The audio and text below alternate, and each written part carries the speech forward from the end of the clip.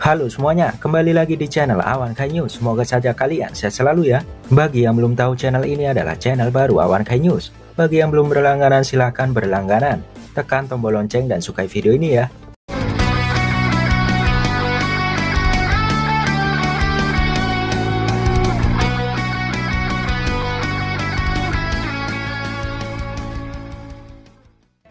Kali ini kami membagikan pembahasan Boruto episode 206 berjudul Tim 7 yang baru dan pembahasan spoiler Boruto episode 207, di mana banyak fakta menarik yang patut kita bahas. Lalu apa saja fakta itu? Simak satu persatu. 1. Opening dan ending baru. Seperti kabar yang sudah dibagikan, di mana di episode 206 ini akan ada opening dan ending baru. Di mana untuk opening Boruto ke-9 berjudul Go Musara dibawakan oleh Chico Honeyworks. Tentu yang paling membuat menakjubkan, di mana animasi opening ke-9 ini banyak spoiler atau bocoran untuk alur cerita episode ke depan. Dimulai bertema bagaimana Kawaki berjalan dan mulai diperlihatkan teman-teman Boruto. Kemudian Boruto juga berjalan hingga Boruto dan Kawaki saling bertemu.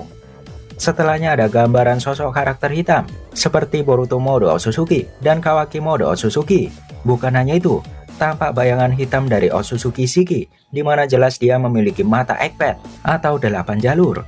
Artinya bayangan hitam itu adalah bentuk asli dari Otsutsuki Shiki dan bukan Jigen. Paling mengejutkan, di mana mode Baryon Naruto ditampakkan di sini.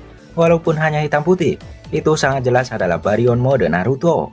Namun seiring munculnya Baryon mode, tentu itu artinya kematian Kurama semakin dekat. Bayangan mata kiri Sasuke yang terluka juga muncul di opening ini. Ini adalah spoiler bagaimana nanti mata Rinnegan Sasuke akan rusak yang ditusuk oleh Borushiki. Dan adegan bagaimana Naruto yang terbaring dan di sampingnya adalah Boruto, Kawaki, dan Sasuke ditampakkan. Tentu adegan ini adalah adegan akhir setelah kalahnya Ishiki dan kematian Kurama. Tentu Mimin sangat tidak siap kehilangan Kurama di sini. Terakhir menggambarkan bagaimana keluarga Uzumaki dari Naruto, Hinata, Boruto, Himawari, dan rupanya Kawaki masuk ke dalam bingkai itu. Mereka sangat bahagia. Tentu saja kita tidak akan menyangka bagaimana asal mula Kawaki di masa depan bisa menjadi jahat. Sedangkan ending Boruto ke-17 berjudul Who Are You dibawakan oleh Pelikan Fan Club. Tema animasinya mengisahkan flashback bagaimana Yondaime atau Minato masih hidup. Adegan Minato menatap patung para Kage yang masih berjumlah 4 saat itu sangat ikonik. Dilanjutkan Kushina yang melahirkan Naruto, hingga mata Kyuubi yang melihat bayi Naruto. Tentu tema ini mengisahkan perjalanan orang tua Naruto bayi hingga menjadi Hokage. Setelahnya Naruto menyerupai adegan ayahnya sebelumnya, di mana dia menatap patung para Kage yang berjumlah 7. Dan terakhir Boruto memanggil Naruto. Ini adalah ending yang sangat epik tentunya. Namun di balik itu, adegan tangan Naruto tos dengan tangan Kurama, lalu tangan Kurama menghilang. Ini menggambarkan bocoran bahwa Kurama mati dalam waktu dekat. Sungguh sedih sekali. 2. Adaptasi 2 chapter. Episode 206 ini merupakan adaptasi 2 chapter sekaligus, yaitu chapter 40 dan 41. Tentu saja 80% isinya sama dengan yang ada di manga atau komik. Namun 20% telah ditambah dan diganti oleh sutradara. Sedangkan akhir episode ini tidak sama dengan chapter 41. Boro berhasil menyimpulkan bahwa antibodi telah diberikan oleh Mitsuki. Setelahnya Boro dikepung oleh tim 7. Namun Boro justru menuju ke segel Hokage untuk memecah formasi tim 7. Dan itu akan masuk ke dalam episode 207 awal nantinya. 3. Batasan karma. Disinilah Kawaki menjelaskan mengenai pengetahuannya tentang karma yang dipelajari dari Kara. Kawaki menjelaskan bahwa karma hanya bisa menyerap benda berasal dari energi cakra. Sedangkan karma tidak bisa menyerap benda fisik yang sudah ada di alam. Misalkan saja, karma tidak bisa menyerap air sungai atau api dari alam. Karma hanya bisa menyerap benda yang diciptakan dari cakra. Tentu artinya, kabut gelap atau virus Boro tidak diciptakan dari cakra, melainkan dari senjata ilmiah.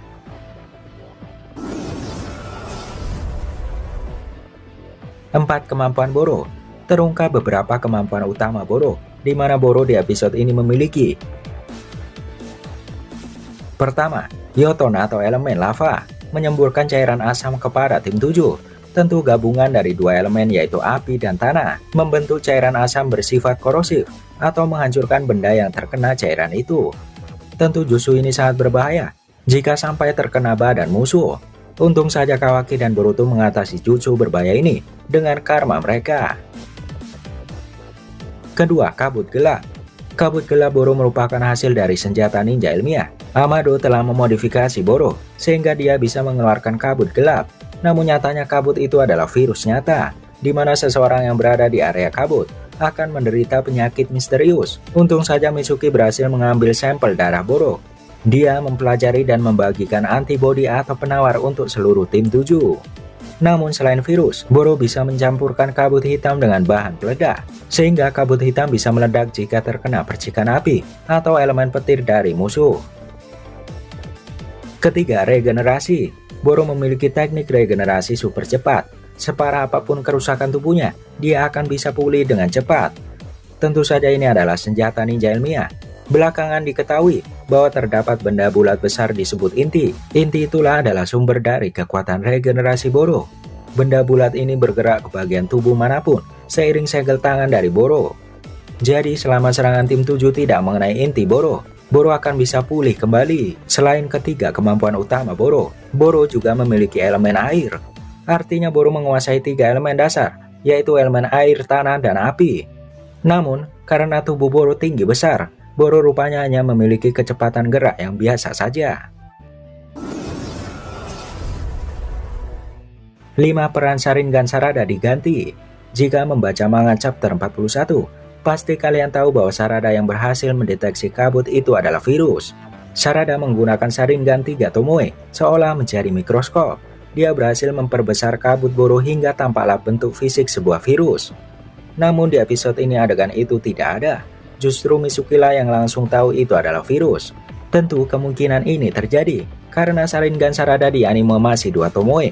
Tentu saja Sharingan 2 Tomoe masih belum bisa memperbesar objek seperti layaknya mikroskop.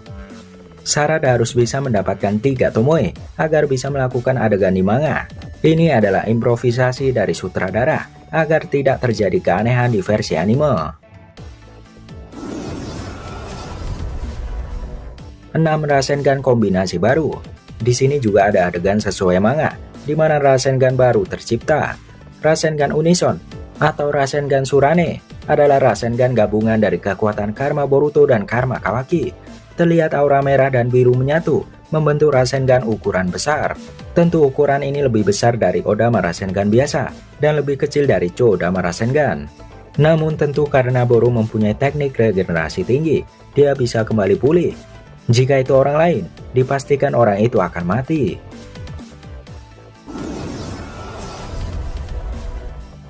7. Cerita penipuan Boro. Adegan tidak ada di manga, di mana Boro rupanya menjelaskan mengenai aksi penipuannya. Tentu di episode sebelumnya, belum dijelaskan penyakit yang melanda desa kecil sebelumnya. Penyakit misterius melanda desa dan Boro menyelamatkan mereka. Tanpa hanya kode yang menyindir Boro bahwa melakukan penipuan. Disinilah Boro menjelaskan panjang lebar mengenai tindakan penipuannya kepada Sarada. Apalagi Boro memiliki organisasi keagamaan sendiri, dan Boro menjadi juru selamat di organisasi itu. 8. Pembahasan spoiler episode 207. Perhatiin jauh episode 207.